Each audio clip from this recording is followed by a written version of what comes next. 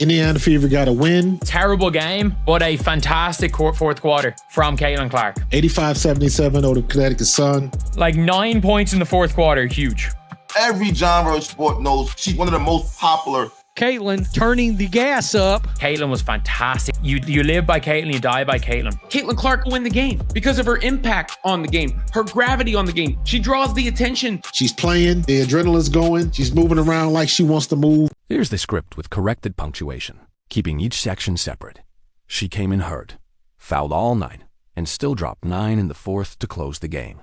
This game had a little bit of everything. Caitlin Clark was struggling at times, especially with her shot. She just took over in the fourth quarter there. Caitlin Clark struggles shooting, and the Fever still win. Caitlin Clark didn't just win. She dominated when it mattered most. This was revenge. This was a statement. And if you're 100% with Caitlin, drop a comment below to show your support. Caitlin Clark is a basketball player, yes, but she's really an entertainer. The long threes, the passes, the fast pace. She is a high wire act. She brings in new fans to be entertained. No one else does. For most of the game, Caitlin Clark didn't look like herself. She moved gingerly, clearly battling pain. Her shot wasn't falling, just 1 of 7 from deep, 1 of 7 from 3. She got hacked, shoved, and played through tight defense with little help from the officials. Through 3 quarters, the narrative was already being written by critics. She's struggling again. Maybe she should sit. Maybe the pressure's getting to her. But then came the fourth quarter. With her team slipping and the game tightening, Clark did what stars do. She locked in. She dropped 9 points in the final frame, shifting the entire momentum.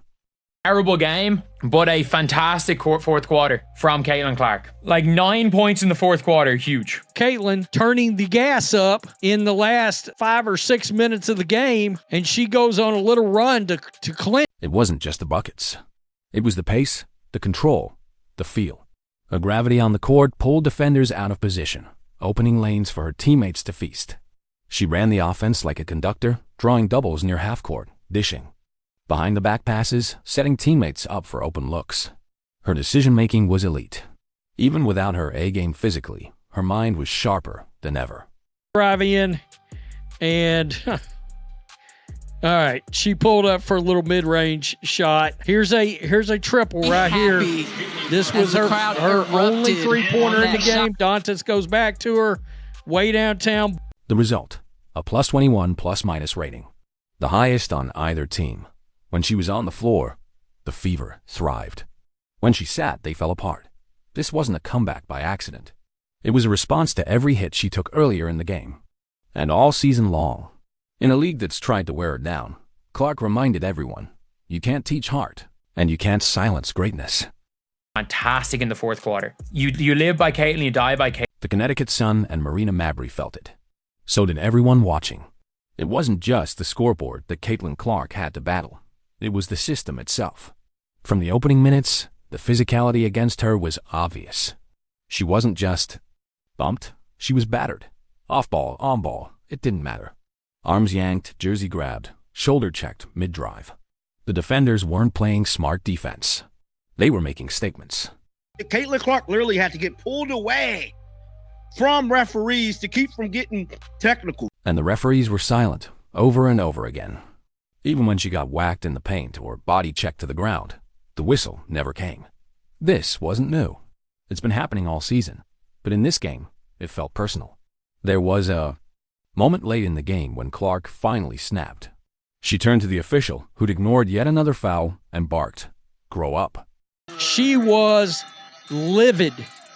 She told the referee to grow up. Scott Agnes confirmed. That's exactly what Caitlin Clark said to the ref. She told the ref to grow up. The referees was embarrassing. The referee then said something to Caitlin Clark and completely set Caitlin Clark off. She had snapped at a referee earlier. She had held her head down in the midst of her shooting slump. She was livid. She told the referee to grow up. Scott Agnes confirmed that's exactly what Caitlin Clark said to the ref. She told the ref to grow up. The referee was embarrassing. The referee then said something to Caitlin Clark and completely set Caitlin Clark off. She had snapped at a referee earlier. She had held her head down in the midst of her shooting slump. saying outright that this level of officiating was unacceptable. And he wasn't wrong, because it wasn't. Just about Clark, Aliyah Boston got punched in the face.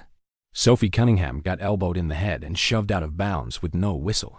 Tina Charles, I don't know how she got away with, again, punching Aliyah Boston in the face. Every Fever starter took punishment, and the officials refused to protect them. But somehow Clark always seems to get the worst of it. She's treated like a target, not a rising superstar. Like someone the league wants to test, not protect. Are the refs getting paid to actually ref the game, or are they getting paid for the Indiana games to make sure Clark gets manhandled? And yet, she never begged. She never flopped. She never quit. Even after being yanked in and out of the game in short, awkward rotations. Even when visibly limping, she stayed locked in. When the hits kept coming, she hit back with plays. When the refs stayed silent, she let her game do the talking. Because Caitlin Clark isn't just fighting for space on the court. She's fighting for respect in a league that hasn't figured out what to do with a player who changes everything. Everything. Caitlin Clark was struggling at times, especially with her shot. She just took over in the fourth quarter there. Caitlin Clark struggles shooting, and the Fever still win the game. And that's the bigger truth here. She's not just a rookie. She's a revolution. She's drawing more fans, more attention, and more coverage than the entire league has seen in years. And instead of shielding that investment, the system seems more focused on humbling her. They don't call fouls. They ignore blatant hits, and when she pushes back, she's criticized for being emotional. But this game proves something. It proved that no matter how many elbows are thrown or whistles are swallowed, Caitlin Clark won't back down. She won't lower her game to match the chaos. She rise above it. She turned pain into power, disrespect into domination. And if the league keeps pushing her, they better be ready because she's pushing back harder. So much, she almost caught a tech. They were hacking Clark so much, Stephanie White almost caught a Caitlin Clark didn't just win a game. She shifted the entire narrative of the WNBA. Again, this wasn't just revenge against the Connecticut Sun or Marina Mabrey. This was a larger message to the league, to the media, and to the powers that be. You can't erase her, and you can't control her because every time she steps on the floor, the entire dynamic changes, not just for her team, but for the sport. Let's start with the numbers. Clark finished with 14 points, 8 rebounds, and 7 assists. And she did it while injured, while being fouled, while under pressure, and while being yanked on and off the floor in frustrating rotations. And on a minutes restriction, she doesn't like being on a minutes restriction. Clearly, she's just hurt. That's not just efficient. It's extraordinary. Her plus 21 plus or minus wasn't just a stat. It was the truth on full display. When she played, the Fever soared. When she sat, they collapsed. She didn't have to dominate the scoreboard. She dominated the court. Every possession she touched warped the defense. Her range forced defenders to pick her up 30 feet from the hoop. She draws the attention way beyond the three-point line, which sets up her team. Her movement off the ball pulled traps, doubles, and switches that left teammates like Kelsey Mitchell, Natasha Howard, and Sophie Cunningham with wide-open looks they never would have gotten otherwise. Those aren't highlight assists.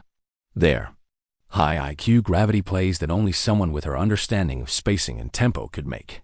That's why she's more than a scorer. She's a system. This is why the revenge here isn't just about points or personal stats. It's structural. She's not just proving people wrong. She's proving the entire model of the league can't function the same now that she's in it, and the league knows it. Let's talk visibility. This wasn't just another win. This was a national moment. Even on the road, the crowd was filled with Fever. Jerseys, young girls in Clark shirts, and chants erupting whenever she hit a shot. These weren't just fans. These were believers. People showing up because Caitlin Clark has made the WNBA a matter to them. This is the power of Caitlin Clark right here. This is the crowd prior to the game. These are all Fever fans going into a road arena in Boston. Look at that. Look at all the Fever, red, Fever, red. I mean, look, little Caitlin Clark fans right here. That is Caitlin Clark's draw and her power for the... And that's exactly why the pressure on her is so intense. She's not just playing basketball. She's carrying the expectations of a league, a media machine, and a brand that's finally getting attention, but doesn't know how to manage it. She plays every game like it's a playoff. Been through a lot this year. Pain is, moved around, obviously the quad to the groin. And then there's that level of responsibility that she feels. And the pressure isn't limited to the court. It's in boardrooms, on social media, and in locker rooms.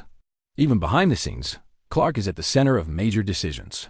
She's part of union conversations. There's buzz about her involvement in revenue splits, player rights, and all-star reforms. She's not just the face of the league. She's becoming a power broker within it. Fantastic. You live by Caitlin, you die by Caitlin. Caitlin Clark will win the game because of her impact on the game, her gravity on the game. She draws the attention. She's playing, the adrenaline's going, she's moving around like. And yet, what do the refs do? What does the league leadership do? They let her get pummeled. They let other players try to send messages with elbows and shoulder checks. They say they want to grow the league. And yet, their biggest star is treated like an outsider, like she's still on trial. But here's the problem.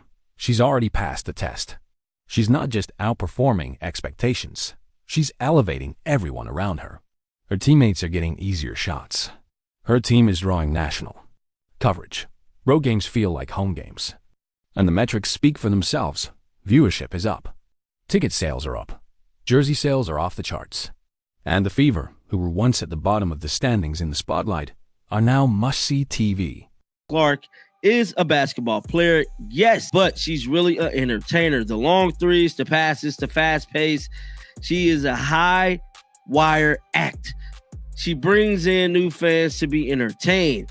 No one else does that. If you're with her 100%, drop your support in the comments. Like, subscribe, and get ready because the season's not over, but the message has been sent. Caitlin Clark runs this.